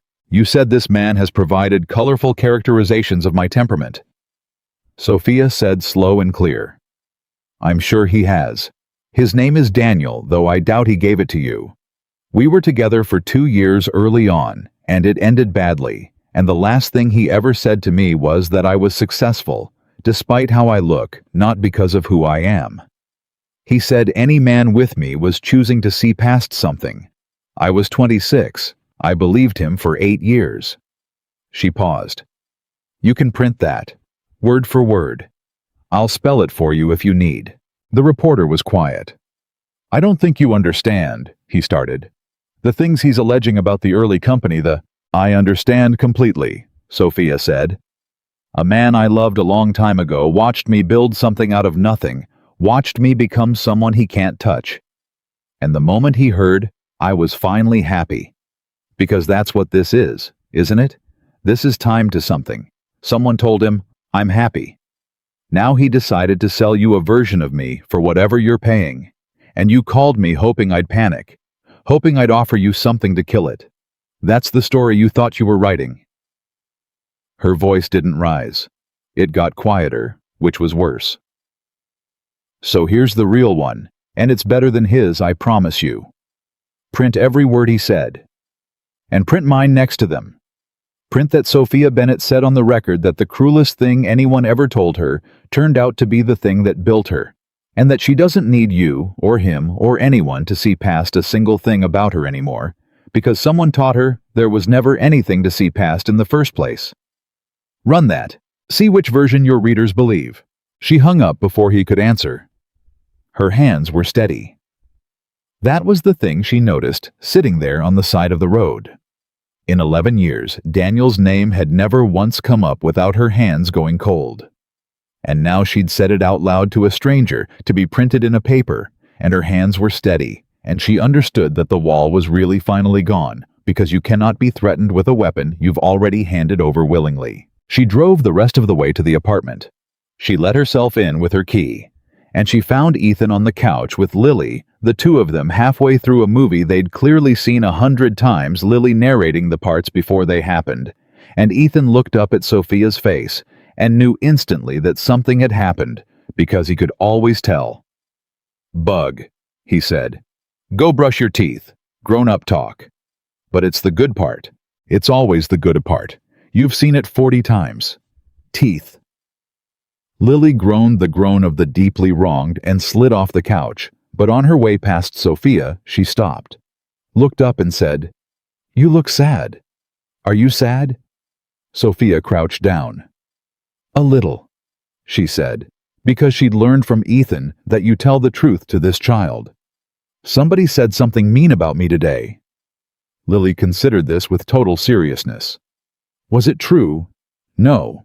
Then it doesn't count," Lily said with the absolute certainty of the young, and patted Sophia's cheek with one small hand, and went to brush her teeth, and Sophia stayed crouched on the floor for a second because an 8-year-old had just dismantled 8 years of pain in one sentence. Was it true? No. Then it doesn't count. She told Ethan everything on the couch. The board, the third door, the reorganization she'd won, and then Daniel and the reporter and what she'd said. And Ethan listened to all of it the way he listened to everything all the way through without interrupting. And when she finished, he was quiet for a moment. "Say the comment again," he said. "The part you told the reporter, the last part." She said it again, that she didn't need anyone to see past a single thing because someone had taught her there was never anything to see past. Ethan's eyes were wet. "You said someone taught you that," he said. "You didn't say I taught you that. You said someone." "Because it wasn't just you," Sophia said. "It was you. And it was a little girl brushing her teeth in there who wanted to keep me. And it was a version of myself I didn't know was still in here that you two dug out with your bare hands. It took all three of us." She took his hand. "You started it. On a terrace. When you didn't even know what Vantage was. But you didn't finish it. She did. And I did. You just opened the door and waited." Ethan pulled her into him, careful of his ribs, which were mostly healed now, and held her for a long time, and neither of them said anything. The article ran 3 days later. It was not the article the reporter had planned to write. Somewhere between the phone call and the printing, he'd changed his mind, or his editor had, or Sophia's words had simply been better than Daniel's, the way the truth usually is when someone finally stops being afraid to tell it. The piece ran with Daniel's claims in it, but they read exactly as what they were. The bitter reaching of a man who'd been left behind, and Sophia's quote ran right beside them, and it did the thing she'd bet it would do. People believed her. Because a person telling the worst thing that was ever said to them out loud on the record without flinching is not a person who has anything left to hide, and everyone can feel the difference. The article got shared more than anything the Business Journal had run all year. Not for the scandal, for the quote. Women wrote to her. Hundreds of them. Then thousands women who'd been told some version of, despite by some version of Daniel, and had believed it, and had built their own walls, and read a stranger say out loud the thing they'd never been able to say themselves. Sophia read every message she could. She cried at a lot of them. She'd become without meaning to, without wanting to the woman who said the thing, and it turned out the thing had been sitting in a great many chests for a great many years, waiting for someone to say it first. Daniel never contacted her again. She never learned exactly what had prompted him, what he'd hoped to gain, and she found to her genuine surprise that she didn't need to know. He'd stopped being the load-bearing wall of her interior life. He was just a man she'd known once, who'd been cruel once, and whose cruelty had accidentally, eventually, through no virtue of his own, been the grit the pearl formed around. She didn't forgive him exactly. She just stopped carrying him. There's a difference, and it took her 32 years to learn it. Things were good for a while after that, really good. Ethan went back to work, a different company, a better one that didn't cut corners on scaffolding, hired away. In part because the story of the project manager who'd pushed a younger man clear had gotten around, and it turned out being known as the guy who'd take the hit for his crew was worth something. He wouldn't take a dime from Sophia ever for anything, and it drove her a little crazy, and she'd stopped trying to fix it because she'd finally understood it wasn't pride, or not only pride. It was that the one thing he could give her that no one else ever had was a love with absolutely nothing in it for him, and he guarded that the way she'd once guarded her wall because it was the truest thing he had, and he was right to. Lily started calling her something. It happened by accident on an ordinary Tuesday at a ballet recital. Sophia was in the audience next to Ethan, and Lily came out and found them in the crowd, the way kids do, scanning the seats, and when she spotted them, she waved, and then she turned to the girl next to her, and Sophia was close enough to hear, and Lily pointed and said, "That's my dad, and that's my Sophia." My Sophia, not Mom. She never called her Mom, and Sophia never asked her to, and they'd talked about it once carefully. Ethan and Sophia, and agreed that Lily had a mom, that Lily's mom was a woman named Rachel, who'd loved terrible movies, and whose voice was getting further away every year, and that no one would ever take that from her or ask her to trade it. Lily's mom was a photograph on a shelf and a story Ethan told, and a hole in the shape of a person Lily didn't remember. Sophia wasn't there to fill it. She'd said that to Ethan plainly, "I'm not here to replace her, I'm here to be my own thing." And so Lily made her own thing. My Sophia. Her own word for her own person, and it was better than any word off a form, because she'd chosen it herself, the way she'd chosen to take Sophia's hand at the door the very first day. Sophia had to leave the recital for a minute after that, went out to the lobby and stood by a water fountain and put her hand over her mouth. Ethan found her there. "My Sophia," he said gently. "Don't," she said, laughing and crying at once. "I'll never make it back in for the rest of it." She doesn't say it lightly, you know that. She doesn't attach herself to people. She's like her old man that way. I know. She picked you. Ethan took her face in both his hands. She picked you the first day before I even had the nerve to. She's smarter than both of us, always has been. They got married on a Saturday in the spring, a little over a year after a dinner Ethan almost didn't go to. It was small. Sophia could have filled a ballroom. She could have flown in 100 important people, put the whole thing in a magazine, made it an event. She'd have done exactly that once. Instead, there were maybe 40 people in a garden, and Ethan's mother cried through the whole thing, and Marcus stood up as best man and gave a speech about the night he'd bullied his best friend into going to a blind date, and how it was the single best decision he'd ever forced on another human being. And everyone laughed, and Sophia laughed, standing there in a dress that wasn't white, because she'd wanted color in the blue family of the thing she'd worn the day she met a little girl in one falling down sock. Lily was the one who walked Sophia down the aisle. That had been Lily's idea, and Lily had defended it with lawyerly ferocity when a couple of relatives suggested it should maybe be someone else, and Ethan had shut the discussion down in about 4 seconds. And so it was Lily 9 now, gap in her teeth filled in with a grown-up tooth that had come in slightly crooked, who took Sophia's hand at the top of the aisle the same way she had at the apartment door a lifetime ago, and looked up at her and said only for her, "Don't be nervous, he's easy, he already loves you." And Sophia Bennett, who had negotiated with billionaires, who had faced down her own board, who had said the worst thing that was ever said to her out loud in a newspaper without her hands shaking, walked down a garden aisle holding a 9-year-old's hand and shook the entire way, and did not care who saw. The vows were the part people talked about after. Ethan went first, and he wasn't a man of many words, and everyone expected something short and plain, which was fine, which was him. Instead, he stood there and looked at her for a moment and said, "The night I met you, I noticed something before I noticed anything else. Everybody at that table saw a billionaire. I saw somebody who was tired. Tired of walking into rooms that had already decided about her." He paused. "I spent this whole year watching that tired go away, watching you stop bracing every time you walk in somewhere. And I want to tell you the thing I've wanted to tell you since that terrace, since before I had any right to." His voice roughened. "There was never anything to see past. Not one single thing. You were the good part from the very first minute, the whole good part, all of it, and every person who ever made you feel otherwise was just too small to see what they were looking at. I've spent a year trying to be a mirror you could finally believe, and I'll spend the rest of my life doing it. That's my whole vow. I'm going to be the thing that reflects you back true until the day you never doubt it again. And then I'll keep doing it after that, just to be safe." There was not a dry eye in the garden. Sophia was openly weeping. Lily, holding the rings, wiped her own face with the back of her hand and whispered loudly enough for the front rows to hear, "Dad's really good at this."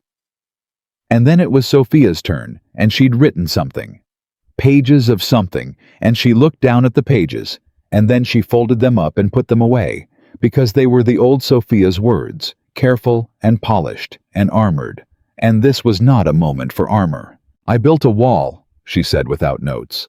"A long time ago a man handed me the bricks and told me it was for my protection, and I built it so high and so well that I forgot it wasn't me. I thought the wall was who I was. I thought I was a fortress, successful and safe and completely alone, and I told myself I liked it that way. Her voice was steady now, steadier than his had been. And then a man who didn't know what my company was stood up in a room full of people who did and defended a stranger and asked me the last thing that had made me laugh. And I couldn't remember. That's how far gone I was. I couldn't remember the last time I'd laughed. She looked at him. You didn't tear the wall down, Ethan. I want to be clear about that, because you'll try to take credit, and I won't let you. You didn't tear it down. You just stood on the other side of it patiently for as long as it took, until I got curious enough about the man who wouldn't leave to take a brick out myself and look through the hole. And then I took out another one. And your daughter took out about 6. And one day I looked up, and there was no wall, and there hadn't been for a while, and I hadn't even noticed because I was too busy being happy. She reached out and took Lily's hand, and Ethan's one in each of hers. I spent my whole life proving I belonged in every room. I don't have to prove anything to either of you. You're the first room I ever walked into that had already decided about me and decided I was enough before I said a word. I'm going to spend the rest of my life belonging to you two. That's my vow. I'm done proving. I'm just going to belong. They were married under a spring sky by a judge who'd known Sophia's mother, one of the last people alive who had. And afterward, there was cake that Ethan's mother had made instead of ordered. And it was slightly lopsided, and it was perfect. And Lily ate 3 pieces and told everyone who'd listen that she'd walked her Sophia down the aisle, which was technically the most important job, more important than the ring job, which she'd also had. There's a photograph from that day that Sophia keeps on her desk now at the office. It's not the posed one. It's a candid someone caught Sophia in the blue dress, mid-laugh head thrown back, Lily on her hip, even though Lily was 9 and getting too big for it. Ethan's arm around them both, all 3 of them lit up and unguarded and completely unaware of the camera. Visitors to her office. Important people, people who come to make deals. They see that photograph and they see a family, and none of them. Not one sees the woman she used to be afraid they'd see. Because that woman never existed. She was a story Daniel told, and Sophia believed the story for 8 years, and then she stopped. She kept running Vantage, of course. Ran it better than ever. Everyone agreed with the reorganization holding, and Reyes thriving in his new role, and Sophia freed to do the deep work only she could do. The company had its best 2 years running after she stopped trying to be the machine. There was a lesson in that she made a point of telling younger founders, the ones who wrote to her, now the ones who thought the burning was the job. She'd tell them the truth. A person who has something to come home to makes better decisions than a person who has nothing but the office. She'd been the second kind for 11 years. She'd never go back. Ethan never became rich and never wanted to, and stayed exactly the man who wouldn't let her buy him a scone. And it remained one of the deepest reliefs of her life that in a world where everyone had always wanted something from her, there was one man at her breakfast table who wanted nothing except for her to eat her half of it. They kept his apartment for a while out of some sentiment neither of them could quite name, and eventually let it go and made a home together that was bigger than his old place and smaller than her old place, and had at its center a shelf.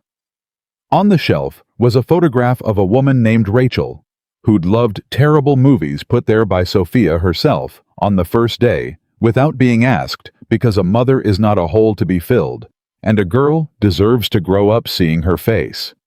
Lily caught her doing it that first day, hanging Rachel's picture in the new house, and didn't say anything, just came and stood next to her, and looked at it, and after a while took Sophia's hand. "That's my mom," Lily said. "I know," Sophia said. "She's beautiful. You have her chin. Dad says I have her stubbornness. You have that too." Lily leaned her head against Sophia's arm. "Is it okay that I have a mom and a Sophia?" she asked in the small voice she used for the questions that scared her. "Priya said you can only have one." Sophia knelt down. "Priya," Sophia said carefully, "is wrong. And I say that with love. You can have exactly as many people who love you as show up to love you. There's no limit. Nobody ever ran out. You have a mom who loved you so much, and who's in that picture, and who we're going to talk about whenever you want forever. And you have a Sophia who came along later and who loves you a different way, not a bigger way or a smaller way, just a Sophia way. And both of those are yours. And nobody, not Priya, not anybody gets to tell you that you have to give one back. Do you understand me? Lily nodded against her shoulder. Good, Lily said, satisfied the matter closed. And then, because she was 9 and the profound and the ridiculous lived side by side in her, "Can we have pancakes for dinner? It's 4 in the afternoon. That's basically dinner. That's basically not." Sophia. Lily. Please. And Sophia, who had negotiated 9-figure deals, who had faced down her board and won, who had disarmed the cruelest words ever said to her by simply saying them louder, looked into the face of a 9-year-old and did what everyone who'd ever really loved that child had always eventually done. "Get the eggs," she said, and Lily whooped and ran for the kitchen, and Ethan called from the other room. "Are we having pancakes for dinner?" And Sophia called back, "Apparently your daughter runs this house." And Ethan called back, "She always has. I just pay the bills." And Lily yelled, "Our daughter," from the kitchen without even looking up from the egg carton, and the whole house went quiet for a second. Our daughter. Lily had said it like it was nothing. Like it was obvious. Like it had always been true, which Sophia realized, standing in the hallway of the home the three of them had built out of nothing but a blind date and a scone, and a refusal to leave it had.